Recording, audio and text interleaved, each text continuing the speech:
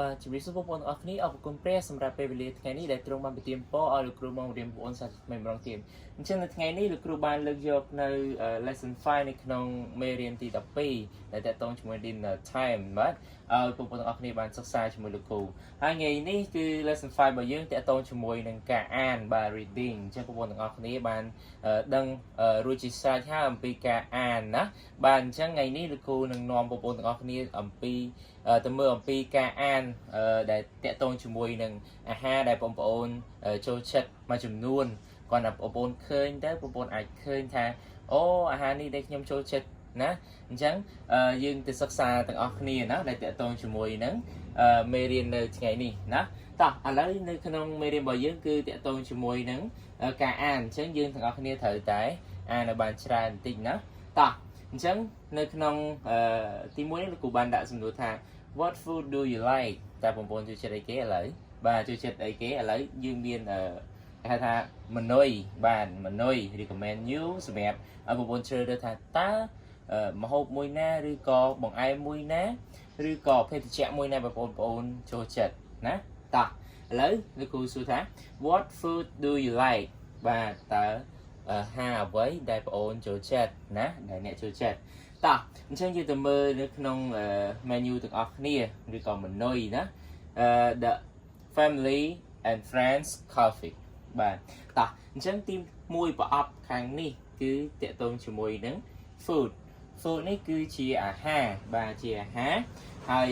desserts គឺបង្អែមបាទបង្អែមអញ្ចឹងបងប្អូនទាំងអស់គ្នាបានបរិភោគអាហារហើយបងប្អូនទាំងអស់គ្នានឹងញ៉ាំបង្អែមតាមក្រោយណាហើយចុងក្រោយគឺតកតងជាមួយនឹង drink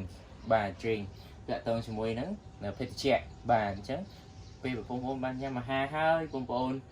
មានបង្អែមតមកបងប្អូនអាចមាននៅភេសជ្ជៈដែលញ៉ាំតាមក្រោយណាតោះអរគុណអញ្ចឹងបងប្អូនទាំងអស់គ្នាបានទៅមើលហើយនឹងសិក្សាអំពីពាក្យថាតើពាក្យនេះមួយអានថាម៉េចណាតោះអញ្ចឹងយើងទៅមើលនៅក្នុងគេហៅថា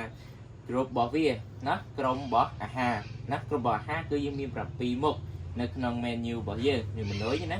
បាទតោះអញ្ចឹងទី1ដែលតកតងជាមួយនឹង food របស់យើងគឺមានពាក្យថា meat បាទ meat អញ្ចឹង meat គឺសាច់បាទគឺសាច់ណាបាទអញ្ចឹងបងប្អូនទាំងអស់គ្នាស្គាល់សាច់ទេតែយើងអានថា meat បាទទី2 fish បាទ fish គឺត្រីហើយទី3គឺ rice បាយហើយទី4គឺ bread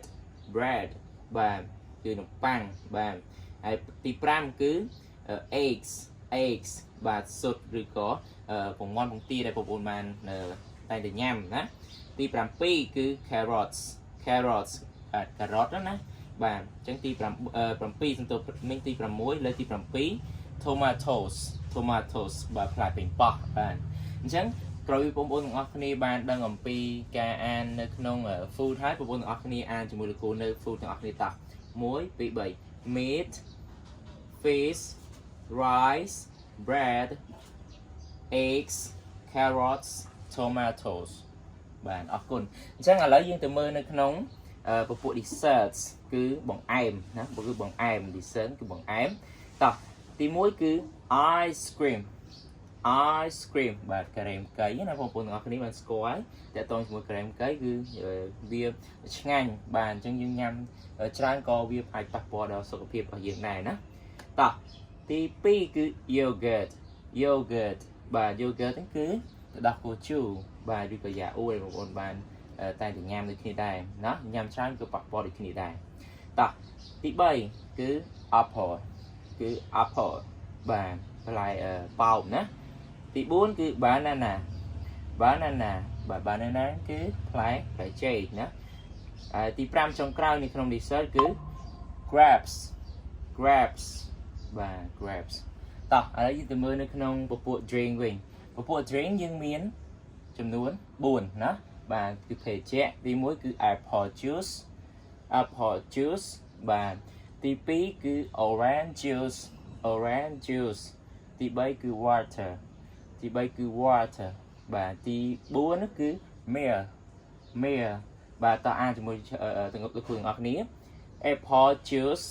orange juice water milk បាទ chứ không có bộ ai đăng nơi không bị từng ở ní bàn ở con chẳng nơi không bộ food miền từng ở ní dessert miền từng ở ní ai đang drink miền từng ở ní ta bộ từng ở ní chơi chặt mùi ná bà lọ miền tên taจึงออกก้นปปนออกนี้ได้บางสไตล์จมูกกู้ซึ่งกับปปนออกนี้อาจจงจำปีบันเหมือนให้ปปนออกนี้อาจนั้นอ่านจมูกมันแพ้หายหนึ่งซัวแต่ตัวจมูกนั้นการได้ก็โจเช็ดmà ha ấy để có chơi chết và mừng ai ấy để có chơi chết hay nâng pet ấy để có chơi chết để tam menu bảo dường nè ta ở quân thì trong cái được sum ở quân sum đẹp tiền po